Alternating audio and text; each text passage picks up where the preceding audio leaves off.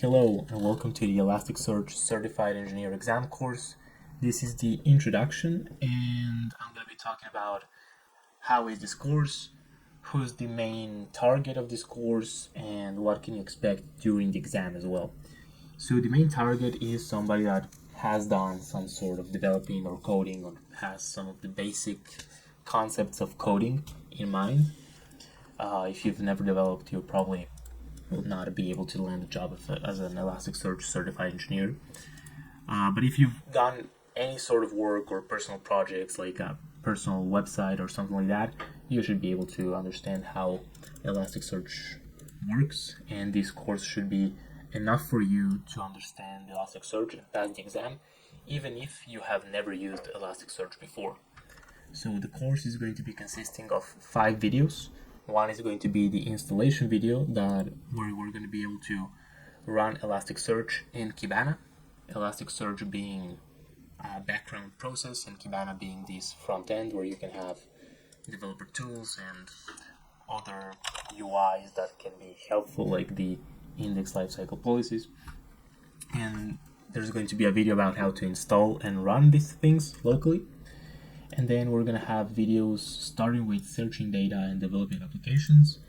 These are going to be one video, and then one video for data management, one for data processing, and one for cluster management. And in the videos, I'll be showing you examples and code to be able to do each of these subtopics, to call them. So that is how the course is going to be. And finally, some tips and tricks for the exam.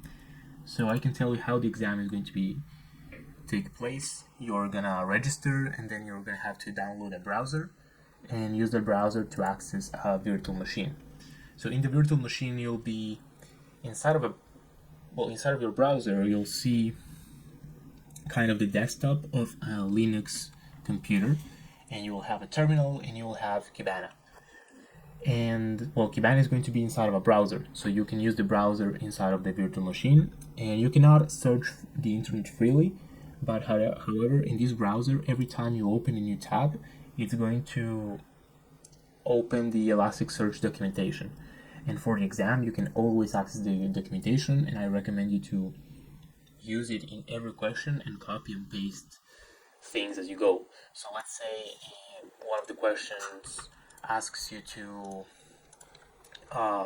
about cross-cluster replication, or I don't know, let's say a specific example where the documentation is pretty good. Let's say you need to do a searchable snapshot. You will simply type in searchable snapshot in the documentation and get searchable snapshot statistics. I recommend the documentation that have API, even though during the videos I will show you how to search through the documentation for that specific point. But let's say if you want to create a searchable snapshot, you will do to mount snapshot, and then here we have an example, and then you just have to change your parameters. So basically my repository, my snapshot, the index, the renamed name, and so on.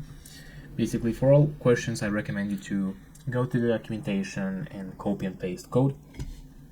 Then I can tell you the exam is going to have 10 questions. Each of these questions sometimes you'll have to make code here and make it work and then copy it and paste it in the exam.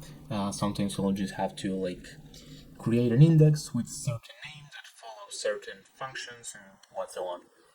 So it's going to be 10 questions. You're going to have 3 hours to complete that, and you can search for the documentation as much as you want. Some recommendations: I recommend you to have a larger screen, so not just a laptop screen, but maybe an external monitor that is going to be, 32 inches or something big, where you can have actually 2 browsers inside of this virtual machine. That way you can have the snapshots, the documentation at the same time as you have the dev tools, so you can copy and paste more easily.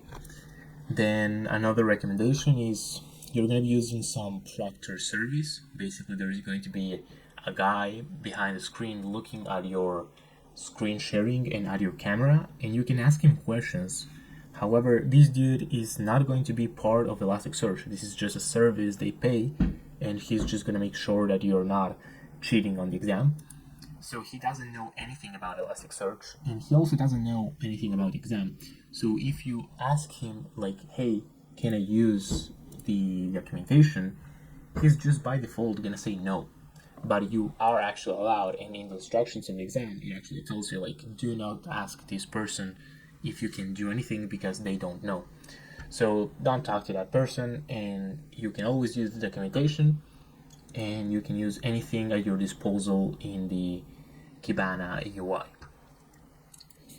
So that's it. Many people say this exam is difficult. I don't believe it is. However, they will not tell you how many points does each question have. They will not tell you what are the parameters for passing. So you don't really know. I actually believe that if you fail in one of these points completely, like let's say you do everything up to data processing perfectly, but then you don't know anything about cluster management, even though you will probably have like 80-90% of the points, they will fail you anyways, just because they want to make sure that you are like a well-rounded Elastic engineer. So what I mean is like study for 100% of the exam, and also questions are, they don't have points, so try to do your best, even if you can't get the whole requirements of the question done, right? So yeah, those are my recommendations, tips and tricks, and I wish you the best.